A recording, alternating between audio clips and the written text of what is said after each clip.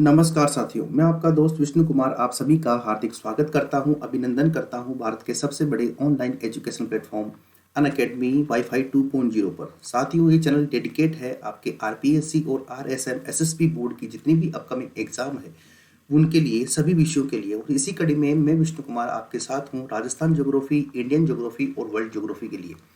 मेरे प्यारे मित्रों, अनअकैडमी के प्लस कोर्स लेने के बहुत से फायदे हैं। क्या फायदे हैं? नंबर वन, आप किसी भी एजुकेटर के द्वारा जो भी क्लासेस ली जाती है वो आप क्लासेस ले सकते हो। नंबर टू, आप 24/7 कहीं भी कभी भी कितना भी एक्सेस कर सकते हो, कोई भी आपके ऊपर रोक नहीं है। नंबर थ्री, आप यहाँ पर जो है प्रत्येक 3 क्लास के बाद में, यानी प्रत्येक 3 क्लास के बाद में यहाँ पर एक डाउट क्लियरिंग सेशन होता है, जिसके अंदर अगर आपको कोई डाउट हो तो आप उसे क्लियर कर सकते हो। ये एक बहुत ही बेहतर बात है।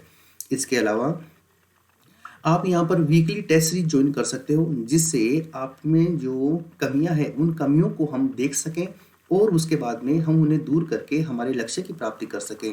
इसके अलावा टेस्ट सीरीज के अलावा हम प्रॉपर गाइडेंस आपको यहाँ पर मिलता है और बेहतर तरीके से आपको एजुकेटर के द्वारा जो है यहाँ पर समझाया जाता है। इसके अलावा यहाँ पर क्या फायदा है, ऑनलाइन क्लासेस जब होती है तो हमारे ऊपर अनअकैडमी की तरफ से यही है कि आप बेस्ट से बेस्ट स्टूडेंट को देने की कोशिश करें, जिससे स्टूडेंट का सिलेक्शन ज़्यादा से ज़्यादा हो सके।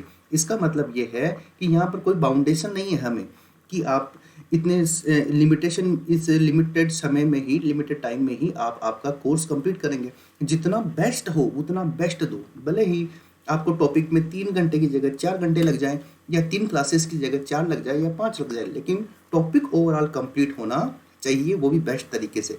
इसलिए मेरे प्यारे साथियों, आपको करना क्या है, अनअकैडमी का लर्निंग ऐप डाउनलोड कीजिए और उसके बाद आपके मोबाइल नंबर यहाँ पर रजिस्टर्ड करके अपने आप को सेल्फ वेरीफाई कीजिए। उसके बाद आरपीएससी सेक्शन में जाके प्लस पे क्लिक कीजिए और प्लस पे क्लिक करके आप 1 मंथ के लिए कोर्स ले सकते हैं 1400 रुपीज़ में, और 24 मंथ्स के लिए कोर्स ले सकते हैं केवल 1350 रुपीज़ में।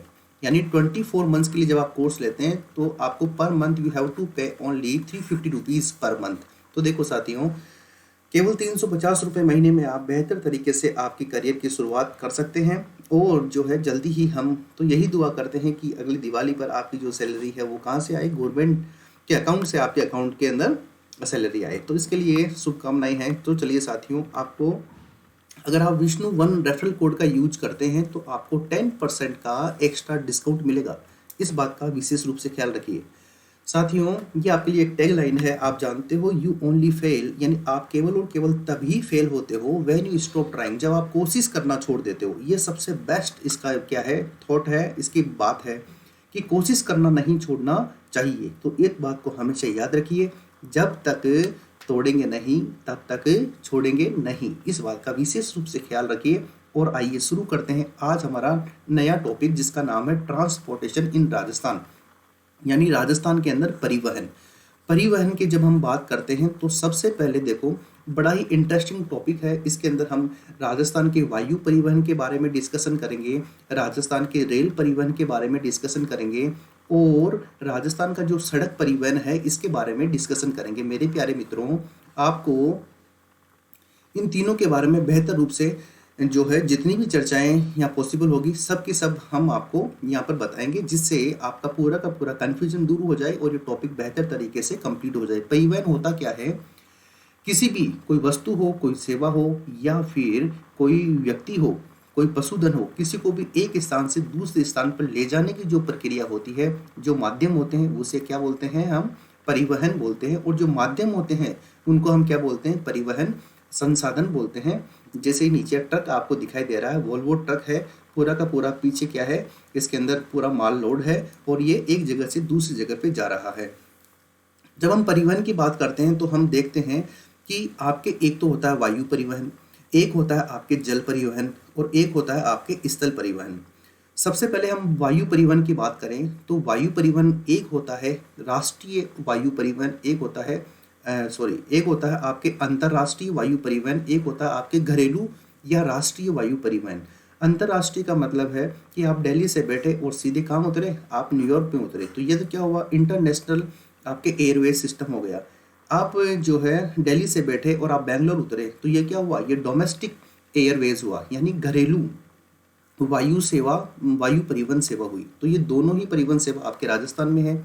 अगर जल परिवहन की बात करें तो एक तो होता है महासागरीय जल परिवहन, एक होता है आंतरिक जल परिवहन। महासागर का मतलब क्या है कि जैसे मान लो ये आपके वर्ल्ड का मैप है, ये आपके इंडिया है, ये इंडियन ओशन है, ये अटलांटिक महासागर है, ये पैसिफिक प्रशांत महासागर है। तो ये जो आपके ओशियन रूट्स हैं, इनके माध्यम से कनेक्टिविटी जब प्रॉपर होती है तो इसे क्या बोलते हैं, इसे बोलते हैं महासागरीय परिवहन सिस्टम। और आंतरिक परिवहन का मतलब क्या होता है, जैसे आपने नाम भी सुना होगा, ये आपका हिंदुस्तान है और हिंदुस्तान के अंदर ये आपका ब्रह्मपुत्र नदी के ऊपर जो है आपके इंटरनल जो है परिवहन सिस्टम, जल परिवहन सिस्टम, वाटरवेज बनाए गए हैं, यानी जल राष्ट्रीय राजमार्ग बनाए गए हैं। गंगा नदी पर आपके जो है ये परिवहन मार्ग बनाए गए हैं। केरल के अंदर ऐसे परिवहन मार्ग हैं और आपके जो गोदावरी और कृष्णा नदी है इसके अंदर परिवहन मार्ग है। तो इनका संबंध राजस्थान से नहीं है, यानी आंतरिक जल परिवहन का संबंध भी राजस्थान से नहीं है और महासागरीय या फिर अंतर्राष्ट्रीय जल परिवहन का संबंध भी आपके राजस्थान से नहीं है। तो इसके बारे में कोई विशेष चर्चा राजस्थान में नहीं हो पाएगी। स्थल परिवहन की बात करते हैं तो इसमें आता है एक आपके सड़क परिवहन, जो कि आप जानते हो इसके अंदर बहुत सारे प्रकार की सड़कें आती है। जैसे आप जानते हो एक्सप्रेस वे आता है, नंबर 2 नेशनल हाईवेज आते हैं, नंबर 3 स्टेट हाईवेज आते हैं, नंबर 4 आपके ग्रामीण सड़कें आती है, नंबर 5 आपके जिला शहरी सड़कें आती हैं। तो ये सभी सड़कों के बारे में हम स्टडी करेंगे। रेल लाइन की बात करें तो रेल लाइन के अंदर आपके ब्रॉड गेज होता है, आपके मीटर गेज होता है, आपके नैरो गेज होता है। ये कौन से गेज कहाँ पर है इसके बारे में भी डिस्कशन करेंगे। और पूरे भारत की जो रेलवे लाइन है उसका कितना परसेंट राजस्थान में है, कितने किलोमीटर राजस्थान में है, और राजस्थान के अंदर कौन कौन से जोन आते हैं, कौन कौन से मंडल आते हैं, इन सब के बारे में हम डिस्कशन करेंगे। पाइपलाइन के बारे में हम बात कर रहे हैं। जब हम खनिज संपदा का लास्ट टॉपिक हमने देखा था तो हमने देखा था 3 पाइपलाइन आपके राजस्थान से क्रॉस करती है। इसके अलावा भी हम इसके बारे में डिस्कशन कर लेंगे, कोई इश्यू वाली बात नहीं है। इसका मतलब ये हुआ कि हम इस बेसिक स्टडी के अंदर हमने ये देखा कि हम क्या क्या देखेंगे। एक तो वायु परिवहन के बारे में देखेंगे, एक स्थल परिवहन के अंदर सड़क परिवहन भी हमारे है और रेल परिवहन भी हमारे है, पाइपलाइन परिवहन भी हमारे है। इसमें से मुख्य क्या है, सड़क परिवहन, दूसरा क्या है रेल परिवहन, और तीसरा क्या है आपके वायु परिवहन। इनके बारे में राजस्थान के परिवहन में डिस्कशन करेंगे। तो आओ मेरे प्यारे साथियों, सभी का एक बार पुनः हार्दिक स्वागत, हार्दिक अभिनंदन वाईफाई स्टडी 2.0 पर। तो चलो साथियों, सबसे पहले हम बात करते हैं रेलवे के बारे में। जब रेलवे के बारे में हम बात करते हैं तो सबसे पहले हम जोन के बारे में बात करते हैं, यानी जो रेलवे जोन है उनके बारे में स्टडी करते हैं। और जो रेलवे जोन है उसके बारे में हमें पता बहुत रहना जरूरी है। देखो पहले तो क्या था कि 17 रेलवे जोन थे। कितने रेलवे जोन थे? 17, यानी 17 रेलवे जोन थे आपके। पहले तो 16 रेलवे जोन थे, उसके बाद में आपके जो कलकत्ता मेट्रो है उसको भी एक जोन बना लिया गया। तो इसके तहत आपके 17 जोन हो गए। उसके बाद में एक आपके तटीय जोन बनाया गया था जिसको अभी तक इंक्लूड नहीं किया गया है। मैं पूरे जोन की लिस्ट आपके इंडियन रेलवे की साइट से लेके आया हूँ, जिससे आपको कहीं भी कन्फ्यूजन होने की ज़रूरत नहीं पड़े। अगर हम रेल की बात करें, इंडियन रेलवे की बात करें, तो देखिए इंडियन रेलवेज की बात करें तो सबसे पहले मैं बात बताऊं आपको, जो रेल है ये कौन सी सूची का विषय है? आप जानते हो ये आपके संघ सूची का विषय है। अब आप बोलोगे साहब संघ सूची का मतलब क्या है? तो बेटा इसका मतलब होता है यूनियन लिस्ट। आपके क्या है, जो संविधान है, संविधान के अंदर जो अनुसूचियां हैं उसमें से 7th नंबर की जो शेड्यूल है, जो अनुसूची है, उसके अंदर 3 प्रकार की सूचियों की बात की गई है। एक है आपके राज्य सूची, एक दूसरा है आपके केंद्र सूची, और तीसरी है आपके समवर्ती सूची। राज्य सूची का मतलब क्या होता है? स्टेट लिस्ट, यानी वे सभी नियम, वे सभी विषय हैं इसके अंदर जहाँ पर स्टेट गवर्नमेंट लॉज बना सकती है। जो यूनियन लिस्ट है उसके अंदर केंद्र सरकार कानून बना सकती है। और जो कॉन्करेंट लिस्ट है यानी समवर्ती सूची है उसके अंदर वे विषय हैं जिन पर केंद्र सरकार भी कानून बना सकती है और राज्य सरकार भी कानून बना सकती है। दोनों ही कानून बना दे उस स्थिति में केंद्र सरकार का कानून मान्य होता है, जब तक कि राज्य सरकार के कानून को प्रेसिडेंट एसेंट नहीं दे देता तब तक। ठीक है, अभी भी आप जानते हो जो आपके कृषि बिल है तो डिपेंड ये हो रहा है कि कृषि जो है वो राज्य सूची का विषय है, जबकि केंद्र सरकार ने कानून बनाए हैं। ये कानून क्यों बनाए हैं? तो जल्दी ही मैं एग्रीकल्चर के ऊपर एक टॉपिक लूँ, एक घंटे क्लास लूँगा, उसके अंदर मैं आपको इन पूरी चीज़ों के बारे में बताऊंगा कि ऐसा क्यों हुआ है। इनलीगली स्टेट गवर्नमेंट जो है इन बिल में यहाँ पर जो एरियाज है इसको लेकर हम उसको कोर्ट में चैलेंज नहीं कर सकते हैं, क्योंकि उसका तरीका केंद्र के पास है। ठीक है, तो सबसे पहले हमने देखा रेल जो है इसका विकास करने की जिम्मेदारी सेंट्रल गवर्नमेंट की होती है और ये यूनियन लिस्ट का सब्जेक्ट है, इसलिए जो है सेंट्रल गवर्नमेंट इसके लिए महत्वपूर्ण है। अगर हम बात करें विश्व की, तो विश्व के अंदर हम बात करें सबसे पहली रेल यानी जो सबसे फर्स्ट रेल थी वो कहाँ पर चली थी, तो मैं आपको बता दूं 1826 में आपके एक देश था जिसका नाम है इंग्लैंड। क्या नाम है? इंग्लैंड। ये जो इंग्लैंड है, इस इंग्लैंड के अंदर 1826 में पहली बार ट्रेन चलाई गई और ये ट्रेन जो चलाई गई ये कहाँ पर चलाई गई, ये आपके चलाई गई मैनचेस्टर नामक जगह से। एक जगह थी जिसका नाम था मैनचेस्टर।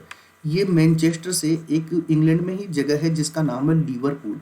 यहाँ पर विश्व के अंदर पहली बार ट्रेन चली और ये इंग्लैंड के अंदर है। और इसका निर्माण जो है ट्रेन का, वो निर्माण किसने किया था? वो निर्माण किया था जॉर्ज स्टीफेंसन ने। किसने किया था? जॉर्ज स्टीफेंसन ने इसका निर्माण किया था। तो ये तो बात हो गई किसकी? विश्व की बात हो गई कि विश्व के अंदर रेल की स्थिति क्या है, तो किस प्रकार से पहली बार रेल चली थी। अगर हम बात करें कि भारत में रेल निर्माण कब शुरू हुआ, भारत में जो है रेल पटरी का निर्माण कब शुरू हुआ या फिर रेलवे का निर्माण कब शुरू हुआ, तो जानते हो आप 1850 के बाद में। 1850 के बाद में भारत के अंदर रेलवे का विकास शुरू हुआ। और इस समय जो रेलवे के विकास का श्रेय दिया जाता है वो किसे दिया जाता है? एक आपके जो है एक भारत के गवर्नर जनरल थे जिनका नाम है लॉर्ड डलहौजी। क्या नाम है? लॉर्ड डलहौजी। ठीक है ना। ये जो लॉर्ड तो लगाते हैं पता नहीं क्यों, ठीक है। तो ये जो डलहौजी था ये भारत का वाइसराय था और इसके समय में जो है आपके सबसे ज़्यादा इसके समय में आपकी जो है रेलवे का विकास भारत के अंदर प्रारंभ हो गया। अब इसी कड़ी के अंदर देखो, इन्होंने एक कंपनी बनाई भारत के अंदर रेलवे के विकास के लिए। क्या बनाई? एक कंपनी बनाई। उस कंपनी का नाम क्या था? उस कंपनी का नाम था पेनिनसुलर। पेनिनसुला का मतलब होता है प्रायद्वीप। Peninsular railway company. Peninsular railway company ये ब्रिटेन की कंपनी थी जो भारत के अंदर काम कर रही थी, इसलिए इसका नाम क्या रखा? Peninsular railway company. इस कंपनी के द्वारा भारत के अंदर पहली बार रेलों की जो है इसका चालन शुरू कर दिया गया। अब प्रश्न ये आता है कि भारत के अंदर पहली बार रेल जो है वो कब चली थी। तो पहली अगर ट्रेन की बात करें हिंदुस्तान में, तो आप जानते हो ऐतिहासिक दिन रहा जिसका तारीख है 16 अप्रैल 1853, यानी 16 अप्रैल 1853 को भारत के अंदर पहली रेल चली। और ये रेल कहाँ से कहाँ चली? ये रेल चली पोरबंदर से थाने, और ये दोनों ही क्षेत्र महाराष्ट्र में है। और इसकी लंबाई कितनी थी? लगभग 33 किलोमीटर यानी 33 किलोमीटर थी। यानी भारत के अंदर पहली रेल कब चली? मोटा मोटा याद रखिएगा 1853, जो कहाँ से कहाँ तक चली? पोरबंदर से थाने, जो लगभग 33 किलोमीटर जो है इस रेल का क्या किया गया? विस्तार किया गया। और इसी कड़ी के अंदर हम देखें राजस्थान की अगर हम बात करें कि राजस्थान में ये रेल जो है ये कब चली, तो आप जानते हो एक ऐतिहासिक दिन आया राजस्थान में 21 अप्रैल 1874 को, यानी 21 अप्रैल 1874 को राजस्थान के अंदर रेल चली। और ये रेल कहाँ से कहाँ चली? आप जानते हो आपके पास एक शहर है जिसका नाम है आगरा। ये चली आगरा से बांदीकुई। कहाँ चली? आगरा से बांदीकुई। अब आप में से कोई दोस्त बोलेंगे कि साहब बांदीकुई कहाँ पर है, तो आप जानते हो राजस्थान का दूसरा सबसे छोटा जिला जिसका नाम दौसा है, इसी के पास में आपके बांदीकुई है। ये 1874 में राजस्थान में चली। इसके अलावा मैं आपको बताना चाहता हूँ कि 1947 से पहले ही राजस्थान के कुछ रियासतों के राजाओं ने अपने क्षेत्र को ट्रेन से जोड़ा था। तो देखो अगर मैं बात करूं जयपुर की, तो जयपुर में जो राजा थे उनका नाम था माधोराज। क्या नाम था? माधोराज प्रथम। इन्होंने जयपुर को ट्रेन से पहले ही जोड़ लिया था 1947 से पहले। अगर मैं बात करूं जोधपुर की, तो जोधपुर के जो शासक थे जिनका नाम था तख्त सिंह, तो जोधपुर के शासक तख्त सिंह ने जोधपुर को रेलवे के माध्यम से पहले ही जोड़ दिया था। उसके अलावा मैं बात करूं बीकानेर की, तो बीकानेर में तो आप जानते हो एक प्रसिद्ध शासक हुए थे जिनका नाम क्या था? श्री गंगा सिंह जी। और इन गंगा सिंह जी ने ही सबसे पहले बीकानेर को किसके माध्यम से जोड़ा? ट्रेन के माध्यम से जोड़ा। उसके बाद में जो कोटा के एक शासक थे जिनका नाम था उम्मेद सिंह जी। क्या नाम था? उम्मेद सिंह जी। इन्होंने बिफोर 1947 यानी 1947 से पहले ही अपनी अपनी रियासतों को किससे जोड़ दिया था? ट्रेन से जोड़ दिया था। बात समझ गए। और बूंदी को ट्रेन से जोड़ने का श्रेय एक व्यक्ति है जिसका नाम क्या है, किशन लाल सोनी। क्या नाम है, श्री किशन लाल जी सोनी, किशन लाल जी सोनी। ये एक व्यक्ति हैं जिन्होंने बूंदी को ट्रेन से जोड़ने के लिए बहुत ज़्यादा प्रयास किए और इन्हें राजस्थान के अंदर क्या बोलते हैं, रेल बाबा के नाम से जानते हैं। राजस्थान में रेल बाबा के नाम से किसे जानते हैं, श्री किशन लाल सोनी जी को राजस्थान में रेल बाबा के नाम से जानते हैं। तो इस बात का विशेष रूप से ख्याल रखिएगा आप, ठीक है। इसके अलावा अगर रेलवे की मैं बात करूं तो रेलवे की बात में देखो भाई, बात ऐसी है कि रेलवे का जो बजट है, किसका बजट है, रेलवे का बजट। इस प्रश्न को भी कई बार एग्जाम में पूछा गया है। रेलवे का बजट जो है 1925 से इसका बजट अलग से पारित किया जाने लगा, अलग से पारित किया जाने लगा कि उन्होंने सोचा कि भाई रेलवे के लिए क्या है, इसके विस्तार के लिए ज़्यादा पैसा चाहिए, तो इसका बजट अलग से पारित होने लगा। और ये पारित कब से होने लगा, ये पारित होने लगा 1925 से। अब 1923-24 के अंदर एक कमेटी बनी थी, एक समिति बनी थी, उस समिति का नाम क्या था, एडवर्ड समिति। क्या नाम था, एडवर्थ समिति। यानी एडवर्ड जो कमेटी थी, इस कमेटी की सिफारिश पर, यानी एडवर्ड समिति की सिफारिश पर जो है आपके ये अलग से पारित होने लगा रेलवे बजट। ये इसलिए भी महत्वपूर्ण है कि आप बोलोगे साहब ये क्यों बता रहे हो, क्योंकि अभी 2017-18 का जो आपका बजट आया है भारत सरकार का, 2017-18 का एनडीए गवर्नमेंट का, इस बजट में पुनः रेलवे का बजट जो है सामान्य बजट के साथ में पेश करने लगे। यानी रेलवे का जो बजट था वो सामान्य बजट के साथ में पेश करने, सामान्य बजट के साथ में क्या करने लगे, पेश होने लग गया। यानी अब जो है 17-18 से रेलवे का अलग से बजट नहीं आता है। तो ये आपसे पूछा जा सकता है कि बताइए कब से अलग से पारित होने लगा रेलवे का बजट, 1925 से। कौन सी समिति की सिफारिश पर, एडवर्ड समिति की सिफारिश पर अलग से पारित होने लगा। लेकिन 2017-18 में जो एनडीए की गवर्नमेंट थी उसने बोला कि इस बजट को अलग से पारित करने का कोई औचित्य नहीं है, क्योंकि फंड तो सरकार ही देगी, तो इस बजट के अंदर ही ऐड कर देंगे, तो अलग से पारित करने का क्या मतलब निकला। इसलिए उन्होंने पुनः रेलवे का बजट सामान्य बजट के साथ पेश करने शुरू कर दिया। कब से, 2017-2018 से। बात समझ गए आप। अब देखिए ये जो बस आपको दिखाई दे रही है, ये जो आपको बस दिखाई दे रही है, ये क्या है, ये ट्रेन नहीं है, ये क्या है, ये रेल बस है। तो देखिए मेरे प्यारे साथियों, पहली रेल बस जो है उसका नाम क्या था, पहली रेल बस का नाम था इजरा। क्या नाम था, इजरा। तो ये भी एग्जाम में पूछा जा सकता है कि पहली रेल बस का नाम क्या था, पहली रेल बस का नाम था इजरा। और ये इजरा जो है 1939 के अंदर जो है बनाई गई थी। और 1994 आपके राजस्थान के अंदर 1994 से एक रेल बस चल रही है। क्या चल रही है, एक रेल बस चल रही है। और ये रेल बस कहाँ से कहाँ चल रही है, ये चल रही है आपके मेड़ता रोड से, Merta road to Merta city, Merta road से मेड़ता सिटी तक आपके एक रेल बस चलती है राजस्थान में, जो 1994 से चली जा रही है। आप देख पा रहे होंगे ये रेल का डिब्बा है, बिल्कुल बस टाइप जो है दिखाई दे रहा है। और केवल इतना सही है, ये नहीं है कि 10-20 डिब्बे हैं, नहीं, 1 या 2 डिब्बे हैं इसके अंदर। और ये क्या है, रेल बस के नाम से जानी जाती है, जो आपके मेड़ता रोड से मेड़ता सिटी, और दोनों ही कहाँ पर है, आपके नागौर डिस्ट्रिक्ट में है। यहाँ पर इस सेवा का प्रारंभ किया गया है, जो अभी भी लगातार चल रही है। बात समझ गए बात को। तो ये कुछ बेसिक बातें थी। अब हम बात कर लेते हैं एक बार रेलवे जोन के बारे में। जब रेलवे जोन के बारे में बात करते हैं तो पहले 16 रेलवे जोन थे, उसके बाद में कलकत्ता मेट्रो को एक जोन और बना दिया गया, तो टोटल 17 जोन हो गए हैं। उसके बाद में एक तटीय जोन और बनाया गया, जिसका अभी तक पूरा क्लियरिफिकेशन नहीं हुआ है। टोटल 18 जोन आपके हो गए हैं। तो देख लीजिए एक बार, सेंट्रल रेलवे का जो हेड ऑफिस है मुंबई में है, राजस्थान से कोई संबंध नहीं है। ईस्टर्न रेलवे का हेड ऑफिस कलकत्ता में है, राजस्थान से कोई संबंध नहीं है। ईस्टर्न सेंट्रल रेलवे हाजीपुर में है, इसका कोई राजस्थान से संबंध नहीं है। ईस्ट कोस्ट रेलवे भुवनेश्वर से है, इसका राजस्थान से कोई संबंध नहीं है। नॉर्दर्न रेलवे ये न्यू दिल्ली में है, राजस्थान से कोई संबंध नहीं है। मतलब पटरियाँ या ट्रेन तो आती है यहाँ से, लेकिन राजस्थान का कोई इलाका इसके अंडर में नहीं आता। नॉर्दर्न रेलवे ये इलाहाबाद, इसमें राजस्थान का कोई संबंध नहीं है। नॉर्दर्न ईस्टर्न रेलवे गोरखपुर, इसका राजस्थान से कोई संबंध नहीं है। ऐसे ही नॉर्थ फ्रंटियर रेलवे, ये गुवाहाटी में है, राजस्थान दूर दूर पास में नहीं है। लेकिन नॉर्थ वेस्टर्न रेलवे यानी उत्तर पश्चिम रेलवे, ये महत्वपूर्ण है आपके राजस्थान के लिए।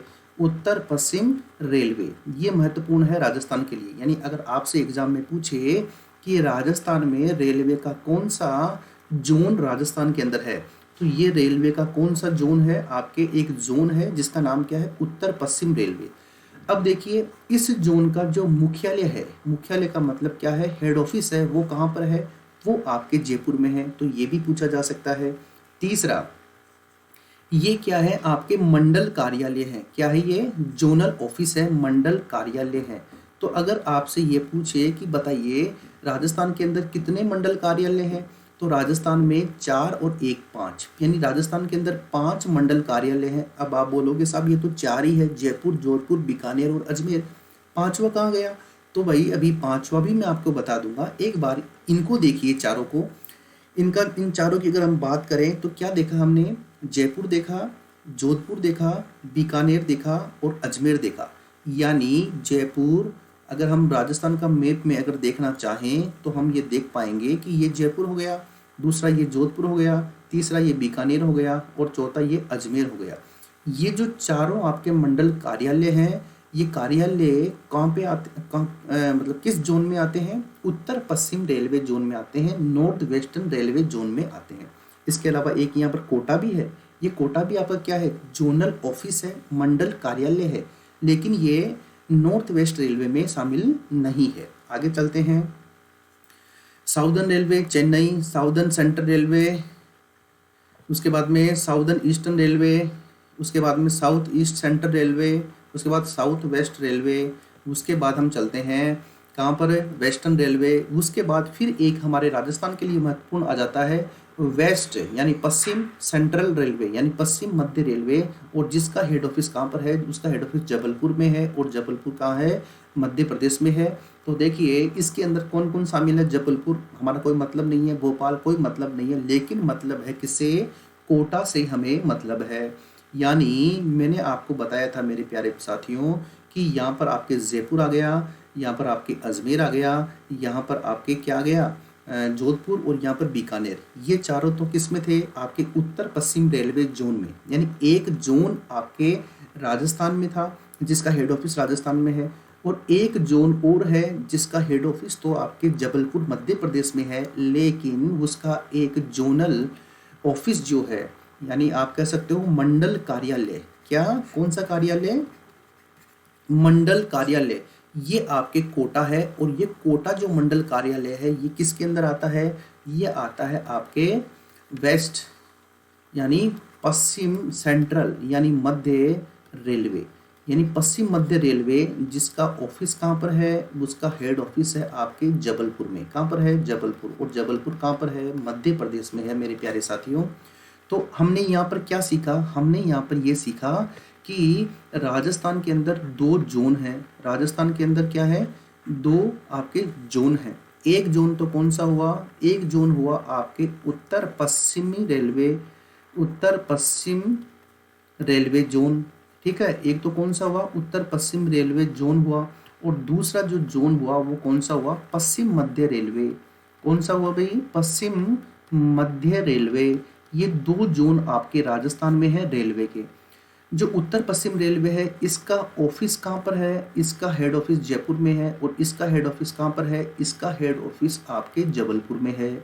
इसके अलावा तीसरी बात, इसके अंदर कितने कार्यालय हैं, 4 हैं, और इसके अंदर कितना है, 1। यानी राजस्थान में टोटल कितने मंडल कार्यालय हैं, 5 मंडल कार्यालय हैं। बात समझ गया, राजस्थान में कितने मंडल कार्यालय हैं, 5 मंडल कार्यालय हैं। कौन कौन से हुए, एक बार वापस देख लो आप।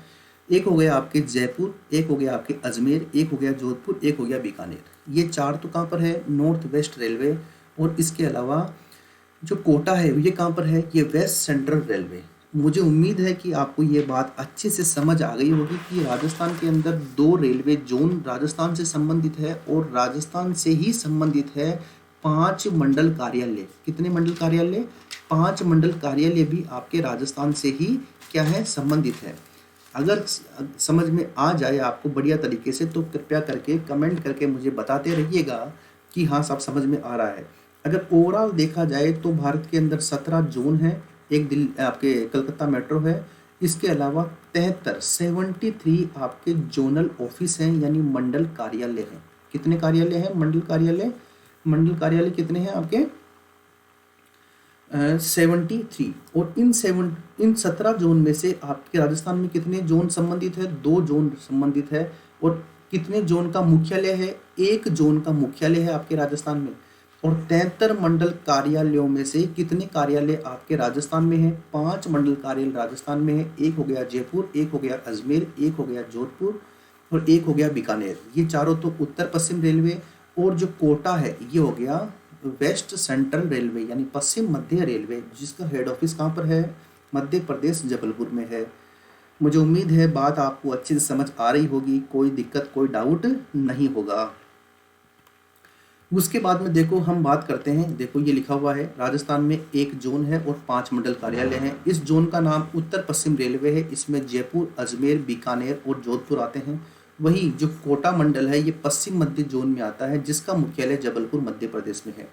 ये तो हुई खास बातें। अब देखो कुछ इंस्टीट्यूट है, कुछ संस्थाएं हैं जो आपके एग्जाम पॉइंट ऑफ व्यू से बहुत ज़्यादा महत्वपूर्ण है और एग्जाम में पूछी जाती है। देखो अगर आपसे पूछे कि भारतीय रेल अनुसंधान व परीक्षण केंद्र कहाँ पर है, तो आपके पचपदरा बाड़मेर में है। कहाँ पर है ये? पचपदरा बाड़मेर में। क्या है ये? भारतीय रेल, इंडियन रेलवे अनुसंधान यानी रिसर्च व परीक्षण यानी टेस्टिंग सेंटर, ये कहाँ पर है? पचपदरा बाड़मेर में है। क्योंकि यहाँ पर एरिया बड़ा है, पूरी की पूरी लोकेशन इन्हीं की है, इसलिए यहाँ पर परीक्षण किया जाता है। स्पीड ट्रेनों का परीक्षण किया जाता है और अनुसंधान की किस प्रकार से रेलवे को और बेस्ट किया जा सकता है, इस तरह का यहाँ पर केंद्र है जो राजस्थान गवर्नमेंट ने नहीं लगाया था। ये सेंट्रल गवर्नमेंट की असेट्स है और सेंट्रल गवर्नमेंट ही इसको यहाँ पर सेंट्रल गवर्नमेंट ने ही लगाया है। इसके अलावा देखो एक आपके फैक्ट्री है जिसका नाम है सिमको वैगन फैक्ट्री। क्या नाम है? Simco wagon factory. ये आपके भरतपुर में है। इसी तरीके से एक आपके है पश्चिम रेलवे क्षेत्रीय परीक्षण केंद्र यानी western railway regional training institute, ये आपके उदयपुर में है। इसके अलावा एक आपके इंस्टीट्यूट है रेलवे विद्युत लोको शेड, रेलवे विद्युत लोको शेड, ये आपके कोटा केंद्र ओपन करने का विचार कर रही है भारतीय रेल, जिससे जो आपके जो इलेक्ट्रिक जो लोको है उसका इसमें अनुसंधान और विकास करने की पूरी पूरी संभावनाएं जताई जा रही है। तो देखिए ये 4 इंस्टीट्यूशन के बारे में हमने देखा। भारतीय रेल अनुसंधान व परीक्षण केंद्र पचपदरा बाड़मेर में है, सिमको वैगन फैक्ट्री भरतपुर में है, पश्चिम रेलवे क्षेत्रीय परीक्षण केंद्र उदयपुर में है और रेलवे विद्युत लोको शेड आपके कोटा में है। इसी के बाद हम बात करते हैं JMRC, Jaipur metro rail corporation. Jaipur metro rail corporation की स्थापना 2010 में हुई थी। कब हुई थी? 2010 में। और ये भारत की 6ठी मेट्रो है। आप यहाँ पर देख सकते हो ये मेट्रो किस प्रकार से जो है आपके जो जयपुर है, इस जयपुर का नाम भी बदल गया है। इसका नाम भी आजकल क्या है? हेरिटेज सिटी, हेरिटेज सिटी है आपके जयपुर, ठीक है। क्योंकि जयपुर के अंदर देखिए आप आमेर के महल आपकी यूनेस्को में शामिल है, जंतर मंतर आपके यूनेस्को में शामिल है और राजस्थान जयपुर का जो परकोटा है ये आपके यूनेस्को में शामिल है। इसलिए इसे क्या बोला? हेरिटेज सिटी यानी विरासत शहर बोला इसे हमने। और यहीं इसके बीच में ही पूरी की पूरी इस विरासत शहर में जो है आपके मेट्रो ट्रेन इस प्रकार से घूम रही है। कभी जयपुर आप आए तो इस मेट्रो के अंदर सफ़र जरूर करिएगा, क्योंकि एक अलग सा ही अनुभव इसके अंदर आपको मिलेगा। तो ये हो गई बात। कब शुरू हुई? 2010 में। जयपुर मेट्रो रेलवे कॉरपोरेशन 2010 में शुरू हुई और राजस्थान की 6ठी यानी 6th नंबर की मेट्रो है। सॉरी, भारत की 6ठी यानी 6ठे नंबर की मेट्रो है पूरे भारत में। जयपुर मेट्रो की बात करें तो ये शुरू कब हुई? 12 नवंबर 2010 से जयपुर मेट्रो का कार्य शुरू हो गया और इसके प्रथम चरण में मानसरोवर से चांदपोल के लिए 9.7 किलोमीटर की एक लंबाई के अंदर पटरी बिछाई गई और द्वितीय चरण में चांदपोल से बड़ी चौपट जो है ये लगभग 2 किलोमीटर की लंबी आपकी क्या है ये पूरी पटरी बिछाई गई है। चांदपोल से जो बड़ी चौपड़ है इसकी खास बात है ये भूमिगत मेट्रो है। कौन सी मेट्रो है? भूमिगत मेट्रो है, यानी ये आपके जो मेट्रो चलेगी ये आपके कहाँ पर चलेगी? जमीन के अंदर चलेगी। सुरंग बनाकर इस मेट्रो को चलाया जा रहा है। बात समझ रहे हो आप? तो ये है इसकी खास बातें, इसलिए कभी जयपुर आओ तो ज़रूर विजिट करिएगा। आप अंडरग्राउंड ही चलेंगे, ठीक है। तो मानसरोवर से चांदपोल 9.7 किलोमीटर और चांदपोल से बड़ी चौपड़ लगभग 2 किलोमीटर, तो लगभग ये जो है आपके 12 किलोमीटर के आसपास का ये पूरा का पूरा क्या है, रूट है नंबर 1, ठीक है। अब देखो 2015 में इसे बेस्ट अर्बन मास ट्रांजिट प्रोजेक्ट अवार्ड से इसे क्या किया गया है, इसे नवाजा गया है। बात समझ गए, बेस्ट अर्बन मास ट्रांजिट प्रोजेक्ट अवार्ड इसे मिला है क्योंकि ये बेहतर है। और इसने एक, जब ये ब्रेक लगाती है तो इसका जब ब्रेक इसकी पटरी के ऊपर जब वो पहिया घिसता है तो वहाँ से भी एनर्जी जनरेट करने का प्रोसेस लगाया गया है। और एक आपके संस्था है, पूरे विश्व की एक संस्था है जिसका नाम क्या है आपके एशियन डेवलपमेंट बैंक। क्या नाम है, एशियन डेवलपमेंट बैंक। ये जो एशियन डेवलपमेंट बैंक है ये आपकी मनीला में है, मनीला। और मनीला कहाँ पर है, आपके फिलीपींस में है। कहाँ पर है, फिलीपींस में। तो इस क्षेत्र में ये एशियन यानी एशियन डेवलपमेंट बैंक ADB, ठीक है। तो इसने या इसको 969 करोड़ रुपए का क्या दिया है, लोन दिया है, ऋण दिया है कि आप जो है ये ऋण हमसे ले जाइए और इस प्रोजेक्ट का क्या कीजिए, विकास कीजिए। ऐसा एशियन डेवलपमेंट ने कहा और हमने जो है वहाँ से लोन लिया और लोन लेकर इस प्रोजेक्ट को हमने क्या किया, कंप्लीट किया। अभी देखो ये प्रोजेक्ट कंप्लीट नहीं हुआ है, ये अभी क्या है कि और प्रोजेक्ट चलेंगे। अभी देखो इसके अंदर एक बात और देखिए, एक श्याम नगर है आपके, श्याम नगर कहाँ पर है, आपके सोडाला। अगर आप जयपुर की बात कर रहे हैं तो जयपुर के हैं तो पता ही होगा आपको सोडाला कहाँ पर है, सोडाला। और इसी के पास में एक जो महिला शक्ति स्टेशन बनाया गया है उसका नाम ही क्या रख दिया, महिला शक्ति स्टेशन श्याम नगर सोडाला जयपुर। अब ये क्या है महिला शक्ति स्टेशन, आप बोलोगे साहब क्या है, तो मेरे प्यारे साथियों ये क्या है, इस क्षेत्र में या इस स्टेशन पे जितनी भी महिलाएं काम करती है वो सभी महिलाएं हैं, यानी पुरुष एक भी नहीं है, सभी के सभी महिलाएं हैं। इसीलिए इस स्टेशन को किस नाम से जाना गया, महिला शक्ति स्टेशन के नाम से जाना गया। समझ आ गई बात।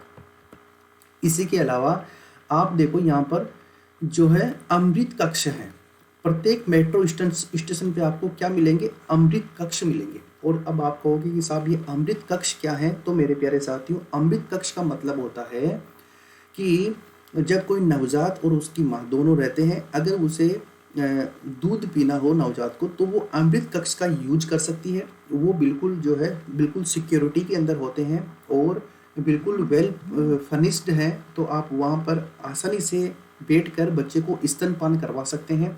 तो ये अमृत कक्ष किस लिए है, नवजात जो शिशु होते हैं उनको स्तनपान कराने के लिए या फिर उन्हें दुग्ध पान कराने के लिए ये अमृत कक्ष बनाए गए हैं। समझ गए। और आप जानते हो यहाँ पर महिला शक्ति स्टेशन भी है, और महिला शक्ति स्टेशन है उसका नाम क्या है, उसका नाम है श्याम नगर। क्या नाम है, श्याम नगर महिला स्टेशन। अब देखिए अभी तक ये मानसरोवर से चली आपके, उसके बाद में ये चांदपोल पहुंची और चांदपोल से आपके कहाँ चली, बड़ी चौपड़ ये पहुंच गई है। लेकिन अब इसका एक दूसरे रूट की बात चल रही है जो कि आपके सीतापुरा से लेकर आपके अम्बावाड़ी को जोड़ेगा। कहाँ से कहाँ तक, सीतापुरा से अम्बावाड़ी को जोड़ने का प्लान है और इसकी लंबाई लगभग 22 किलोमीटर होगी। ये कहाँ से कहाँ किस किस को जोड़ेगा, ये आपके सीतापुरा। और सीतापुरा आप जानते हो एक इंडस्ट्रियल जोन है पूरा का पूरा। इसको किससे जोड़ेंगे, आपके अम्बावाड़ी से जोड़ेंगे। और अम्बावाड़ी जो है ये आपके नेशनल हाईवे 11 जो कि आपके सीकर की तरफ जाता है उसके ऊपर स्थित है। और सीतापुरा जो है आपके अपोजिट साइड में है आपके अम्बावाड़ी के। लगभग 22 किलोमीटर का दोनों का डिस्टेंस है। इसके बीच में जो है मेट्रो चलाने की बात चल रही है। अब चूंकि मेट्रो इस समय किस में चल रही है, घाटे में चल रही है, इसलिए मेट्रो ने बहुत सारे प्रयास किए हैं कि आप मेट्रो देखने आ जाइए। अगर आप आपके बच्चे का बर्थडे मनाना चाहते हैं तो मेट्रो का एक डिब्बा जो है आप किराए पे ले सकते हैं और उसके अंदर बर्थडे पार्टी मना सकते हैं। इस तरह की बहुत सारी स्कीम्स ला रही है। और ये माना जा रहा है, एक अध्ययन के मुताबिक ये हम कह सकते हैं कि जो सीतापुरा से अम्बावाड़ी के बीच में जब ये 22 किलोमीटर का रूट कंप्लीट होगा तब लगभग आधे से ज़्यादा जयपुर जो है आपके ट्रेन से, आपके मेट्रो से कनेक्टेड हो जाएगा। उसके बाद लोग जो हैं आपके अपने जो निजी वाहन है उनका यूज नहीं करेंगे, और वो कंटिन्यू किसका यूज करेंगे, आपके मेट्रो का यूज करेंगे। और जो मेट्रो है ये अभी घाटे में चल रही है, जो जल्दी ही किस में आ जाएगी, फायदे में आ जाएगी। तो भाई ये थी आपके जयपुर मेट्रो की बात, तो ध्यान रखिएगा इसके बारे में। अब हम बात करते हैं रेलवे के बारे में कुछ और। अगर हम बात करें कि रेलवे का शुभंकर क्या है, तो रेलवे का शुभंकर एक है भोलू गार्ड। कौन सा गार्ड है, भोलू गार्ड। ये रेलवे का क्या है, ये शुभंकर है। अगर पूरे हम भारत की बात करें तो भारत के अंदर एक राज्य ऐसा है जहाँ पर ट्रेन जो है बिल्कुल अवेलेबल नहीं है, और उस राज्य का क्या है नाम, मेघालय उस राज्य का नाम है। अब हम बात करते हैं रेलवे की जो पटरी होती है, रेलवे की क्या होती है, जो पटरी होती है वो पटरी तीन प्रकार की होती है रेलवे की। एक पटरी को बोलते हैं हम ब्रॉड गेज। क्या बोलते हैं, ब्रॉड गेज। ब्रॉड का मतलब क्या होता है, बड़ा होता है, ब्रॉड गेज। जो दूसरी है उसे हम बोलते हैं मीटर गेज। क्या बोलते हैं, मीटर गेज। और जो तीसरी है उसे हम बोलते हैं नेरो गेज। क्या बोलते हैं, नेरो गेज। अब आप मेरी बात सुनिए कि ब्रॉड गेज के बीच में जैसे ये दो पटरी है, ठीक है ना, ये पटरी दोनों के ऊपर ट्रेन चलती है। यानी एक ट्रेन के जो दोनों पहिए होते हैं ना, उन पहियों की चौड़ाई कितनी होगी, तो वो जो आपके पटरी की चौड़ाई होती है ना, उसे ही बोलते हैं ब्रॉड गेज। और इन दोनों के बीच में चौड़ाई होती है 1 मीटर और 6-7 सेंटीमीटर, यानी 1 मीटर और 6-7 सेंटीमीटर। और अगर मीटर गेज की बात करें तो इसका सही आंसर है 1 मीटर, क्योंकि 1 मीटर इसके बीच में दूरी होती है। और अगर नेरो गेज की बात करें तो 0.6 यानी 60 सेंटीमीटर से 0.7 यानी 70 सेंटीमीटर के बीच में क्या होती है, वो उसकी दोनों के बीच में दूरी होती है। नेरो गेज जो है लगभग खत्म हो गई है, केवल आपके धौलपुर के अंदर जो है आपको नेरो गेज देखने को मिल सकती है।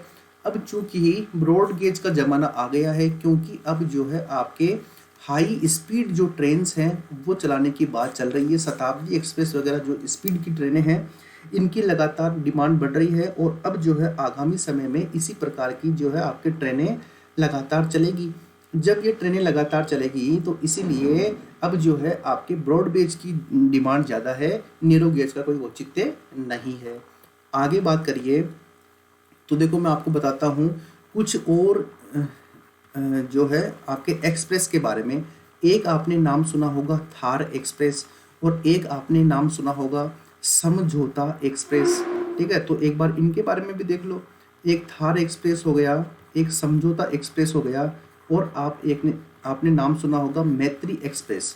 हालांकि राजस्थान से संबंध नहीं है तीनों का, लेकिन फिर भी एक बार देख लीजिए, थार एक्सप्रेस का संबंध राजस्थान से है। और ये जो है आपके 2006 में ये ट्रेन शुरू की गई थी। और ये जो ट्रेन है एक जगह है मुनाबाव, ठीक है, मुनाबाव। और ये जो जगह है ये आपके जोधपुर में है। कहाँ पर है, जोधपुर में है। यहाँ से लेकर ये ट्रेन कहाँ पर गई थी, ये ट्रेन गई थी कराची पाकिस्तान तक। कहाँ तक, कराची पाकिस्तान तक। लेकिन अभी वर्तमान में क्या है, ये बंद है। इसी तरीके से समझौता एक्सप्रेस की बात करें तो आपके जो अटारी कहाँ पर है, पंजाब में है। कहाँ पर है, पंजाब में। यहाँ से लेकर आपके लाहौर, और लाहौर कहाँ पर है, ये वही लाहौर है जहाँ पर सन्नी देओल साहब गए थे, लाहौर। और ये आपके पाकिस्तान में है, ये भी अभी बंद है। और जो मैत्री एक्सप्रेस है ये आपके चलती है कहाँ से, कोलकाता से। और कोलकाता कहाँ पर है, पश्चिम बंगाल में है, वेस्ट बंगाल में है। यहाँ से तो कहाँ जा सकती है, ये गई थी भाई ढाका। और ढाका कहाँ पर है, बांग्लादेश में है। ये ट्रेन अभी चल रही है, इसके अंदर कोई डाउट नहीं है। हालांकि अभी तो कोरोना की वजह से नहीं है, लेकिन ये ट्रेन चलती है, ठीक है, इसके अंदर कोई इश्यू नहीं है। लेकिन थार एक्सप्रेस जो कि पाकिस्तान के साथ है, और समझौता एक्सप्रेस जो कि पाकिस्तान के साथ है, ये जो दोनों ट्रेनें हैं अभी फ़िलहाल बंद हैं, क्योंकि दोनों देशों की सरहदों के बीच में तनाव बहुत ज़्यादा है। जब तक वो तनाव कंप्लीट नहीं होता तब तक ये ट्रेनें आगे चलने की संभावना नहीं है। मैत्री एक्सप्रेस कहाँ चलती है, आपके कलकत्ता से ढाका। कलकत्ता यानी पश्चिम बंगाल यानी इंडिया, और ढाका यानी बांग्लादेश, यानी भारत और बांग्लादेश के बीच में ये चलती है। भाई बात समझ गए। तो ये कुछ खास बातें हुई। और भारतीय अगर रेल की अगर हम बात करें, किसकी बात करें, भारतीय रेल की बात करें, तो भारतीय रेल एशिया में सबसे बड़ी रेल प्रणाली है। एशिया में क्या है, सबसे बड़ी रेल प्रणाली है। भारतीय रेल सबसे बड़ी क्या है, आपके रेल प्रणाली है। तो ध्यान रखिएगा इस बात का कि एशिया की सबसे बड़ी रेल प्रणाली आपके भारत में है, इसलिए आपको गर्व करना चाहिए इस बात पे, ठीक है। इसके अलावा क्यों बड़ी है, क्योंकि यहाँ पर 17 क्या है, रेलवे जोन है। क्या है, रेलवे जोन है। और इसी के साथ में 73 यहाँ पर मंडल कार्यालय है, यानी जोनल ऑफिसेज हैं। ठीक है, इसलिए ये सबसे ज़्यादा लोगों को रोजगार भी देती है आपके भारत के अंदर। तो ये कुछ भारतीय रेल की बात हुई। अब देखो राजस्थान की अगर हम बात करें तो राजस्थान की हमने बहुत सारी चर्चा कर ली है, खाली 2 चर्चाओं का और ध्यान रखना है। अगर आपसे पूछे कि राजस्थान में रेलवे की लंबाई कितनी है, तो राजस्थान में रेलवे की लंबाई कितनी है, तो ये भी प्रश्न जो है बहुत ही महत्वपूर्ण है। तो इसकी लंबाई है 5,929 किलोमीटर। कितनी है, 5,929 किलोमीटर राजस्थान में रेल मार्गों की लंबाई है।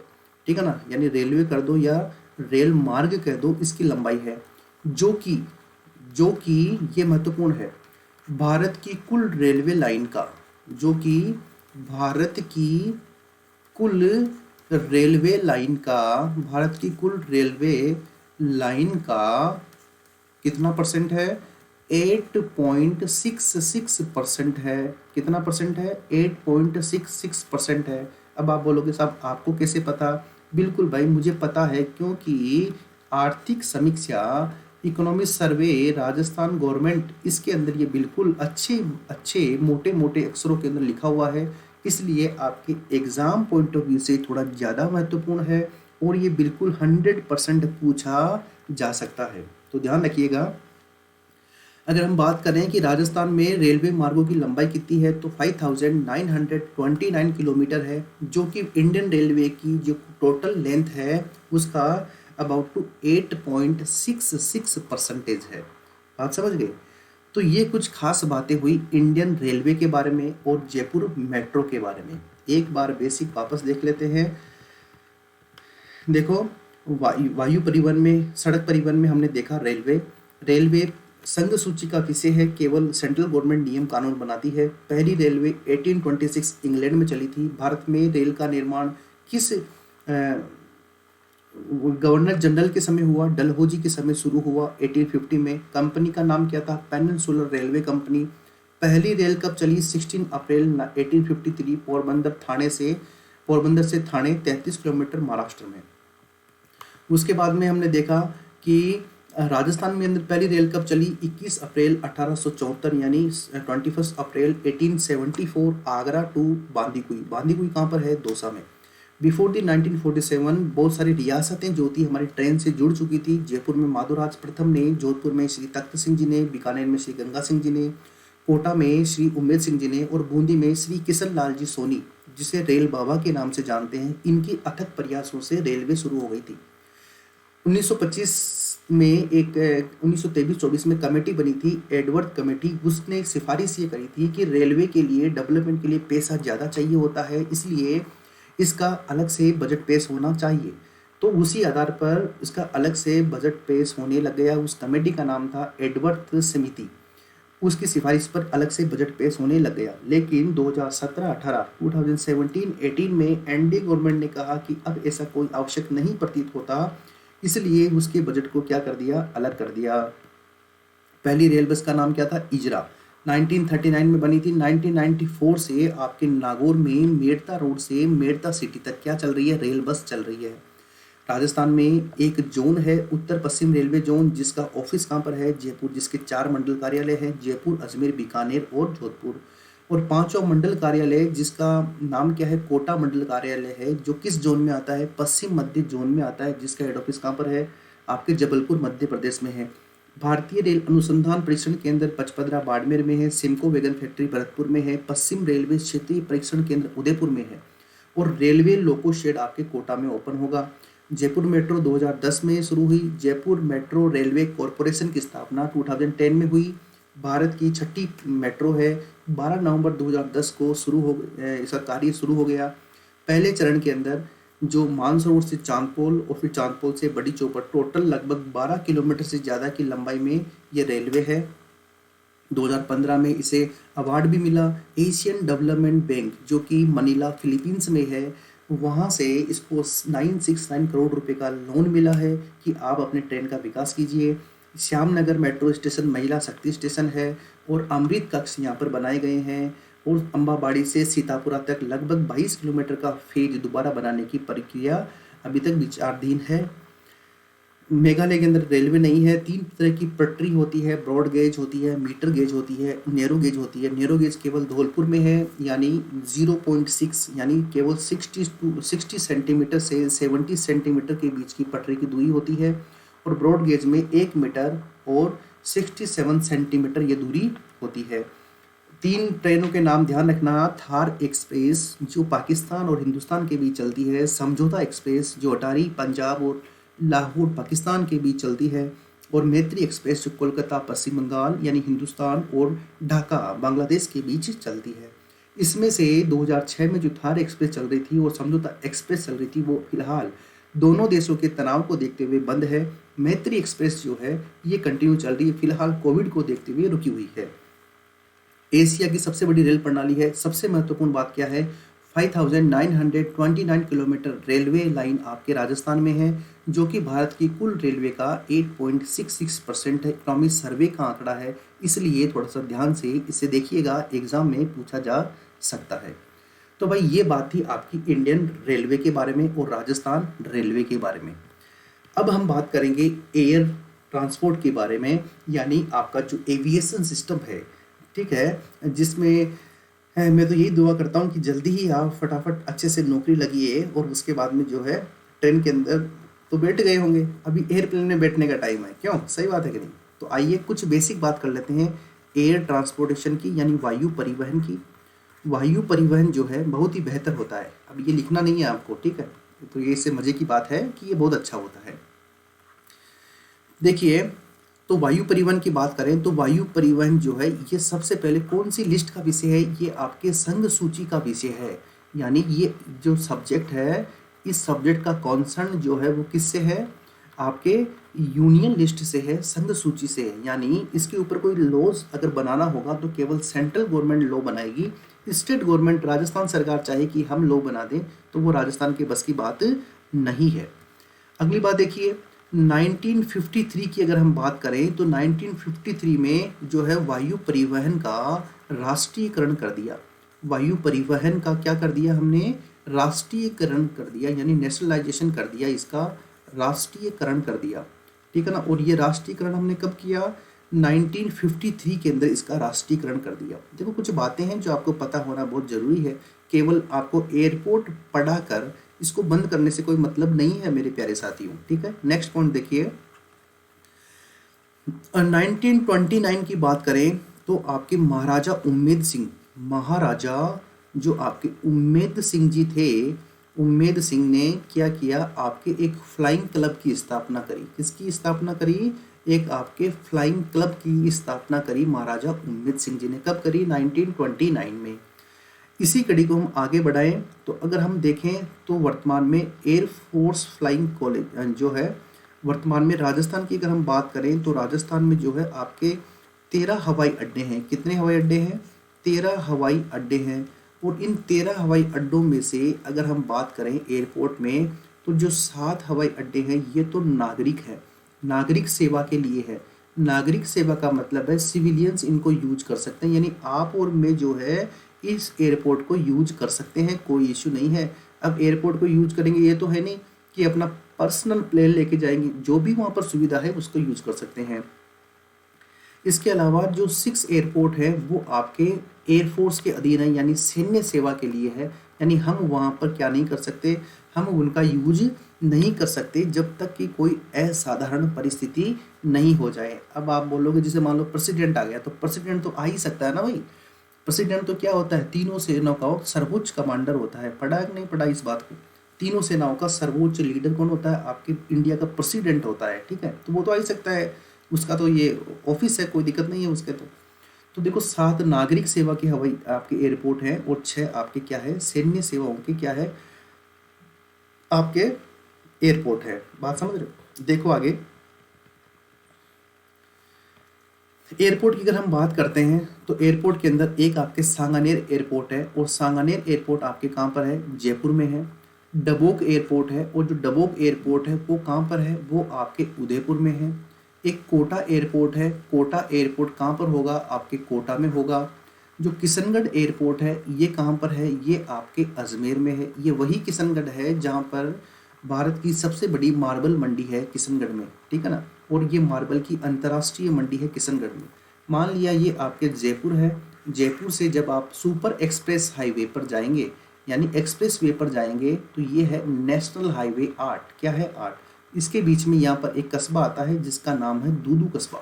उसके आगे थोड़ा चलेंगे तो फिर यहाँ पर एक ये हाईवे है, सॉरी ये आपके एक कस्बा है और यहाँ पर आपके अजमेर है। ये जो कस्बा है यही आपकी क्या है, किशनगढ़ है या किशनगंज बोलते हैं, मदनगंज किशनगंज। तो यहाँ पर जो है आपके एक एयरपोर्ट की स्थापना की गई है। फिलहाल ये नवीनतम एयरपोर्ट है। 6 छोटे एयरपोर्ट है जो भी आपके वायुसेना के अधीन है। 6 छोटे एयरपोर्ट किसके अधीन है, वायुसेना के अधीन है। जिसमें देखो एक है नाल बीकानेर में, कहाँ पर है, नाल बीकानेर में है, ठीक है। दूसरा उत्तरलाई, ये कहाँ पर है, उत्तरलाई, ये आपके बाड़मेर में है। एक आपके जैसलमेर में है, एक आपके जोधपुर में है, दूसरा आपके फलोदी, ये भी जोधपुर में है। एक आपके सूरतगढ़ कहाँ पर है, श्री गंगानगर में है। अगर आप पश्चिमी राजस्थान की बात करते हो तो देखिए एक बार, ये सूरतगढ़ श्री गंगानगर में है आ गया एक तो। दूसरा ये आपके नाल आ गया, और नाल कहाँ पर है, आपके बीकानेर में है। उसके बाद में थोड़ा नीचे चलते हैं तो यहाँ पर ये आ गया आपके जैसलमेर में। तो तीसरा हो गया जैसलमेर। एक हो गया जोधपुर के नाम से और एक हो गया आपके फलोदी के नाम से। तो 2 हो गए आपके जैसलमेर में। उसके बाद में उत्तरलाई हो गया आपके बाड़मेर में। कौन सा लाई हो गया, उत्तरलाई। ये कहाँ पर है, ये बाड़मेर में है। तो ये सभी जो आपके एयरपोर्ट है ये सभी किसके अंतर्गत आते हैं, आपके वायुसेना के अंतर्गत आते हैं। आप जानते हो यहाँ से लेकर यहाँ तक लगभग 1070 किलोमीटर लंबी आपकी इंटरनेशनल लाइन है, जिसे आप बोलते हो रेड क्लिफ रेखा। क्या बोलते हो भाई, रेड क्लिफ लाइन बोलते हो, रेड क्लिफ रेखा बोलते हो, जिसका डिक्लेरेशन लॉर्ड माउंटबेटन योजना के आधार पर, 3 जून योजना के आधार पर या डिकी बर्ड प्लान के आधार पर 1947 में इसको क्या किया गया, इसको डिक्लेयर किया गया। बात समझ गए। तो इसी आधार पर यहाँ पर ये क्या है, ये पूरी की पूरी एयरफोर्स तैनात रहती है, क्योंकि ये क्या है, सेंसिटिव जोन है। यहाँ पर तस्करी होती है, यहाँ पर अटैक भी हो सकते हैं। आपने नाम सुना होगा 1965 का जो वार हुआ था, वो वार यहीं से लड़ा गया था, बीकानेर से, जहाँ पर हमारे 120 सैनिकों ने डटकर मुकाबला किया 2000 पाकिस्तानी सैनिकों का। और सुबह जब जैकी सराफ आए, इसके माध्यम से, आपके एयरफोर्स के माध्यम से, तो हम हैं, वो ऐसे एक डायलॉग आता है ना, वो मेरे को याद नहीं है अभी, ठीक है ना। तो उसको फिर हमने जो है उस पोस्ट पे, उस मोर्चे पे भी हम हिंदुस्तान वाले उसको उस युद्ध को हमने जीता, ठीक है। तो एयरफोर्स का बहुत ज़्यादा बड़ी भूमिका होती है, इस बात का ध्यान रखना आप, ठीक है। तो आज के लिए मेरे प्यारे साथियों इतना ही है, और इसके आगे का जो टॉपिक है वो इसके बाद में देखेंगे, कल वाली क्लास में देखेंगे। तो आज इसका आप अच्छे से नोट्स बनाते रहिए, जिससे आपका बेहतर तरीके से, आज हमने इंडियन रेलवे को कंप्लीट कर लिया है। राजस्थान में रेलवे कोई विशेष बातें नहीं है, जितनी है मैंने आपको डिलीवर कर दी है। इसके बाद में जो एयरपोर्ट की, अगर हम एयर ट्रांसपोर्टेशन की बात करते हैं, वायु परिवहन की बात करते हैं, तो उसमें थोड़ी सी बात कर ली है। बाकी की चर्चा जो है अब हम इसको कल करेंगे। तो आज के लिए इतना ही है मेरे प्यारे साथियों। तो इसका आप नोट्स बनाइए और अच्छे से इसको ध्यान रखिए, जिससे कहीं भी गलती होने की संभावना नहीं रहे। एक बात और, जल्दी ही आपकी स्पेशल क्लासेस के ऊपर मैं टेस्ट जो है वो लेना शुरू कर दूंगा, आपको इन्फॉर्म भी कर दूंगा। तो आप वहाँ पर टेस्ट के लिए भी तैयार रहिए। और एक बार वापस जो राजस्थान ज्योग्राफी के टेस्ट हैं उनको वापस एक बार रिन्यू कर देते हैं, जिससे क्या हो कि आपके एग्ज़ाम पॉइंट ऑफ व्यू से थोड़ा जल्दी कोर्स हो जाए, तो एक बार अच्छा रहेगा, ठीक है साथियों। आप कमेंट करके बता दीजिए। इसके अलावा भी कोई आपको टॉपिक, जो आपको स्पेशल टॉपिक आपको स्टडी करना है, समझ नहीं आ रहा हो, तो वो आपको स्पेशल करा दूंगा। आपका जो एग्ज़ाम है उसको बेहतर तरीके से दीजिएगा, बहुत ज़्यादा समय नहीं है पटवारी के एग्ज़ाम का। तो कोई भी बात हो तो आप कमेंट करके मुझे बता दीजिएगा, मैं आप तक ज़रूर पहुंच जाऊंगा, ठीक है मेरे प्यारे साथियों। तो आज के लिए इतना ही। अपना ध्यान रखिए, स्वस्थ रहिए, खुश रहिए, मस्त रहिए, और कोरोना से बचकर रहिए, और अपनी स्टडी को कंटिन्यू करते रहिए। जय हिंद, जय भारत।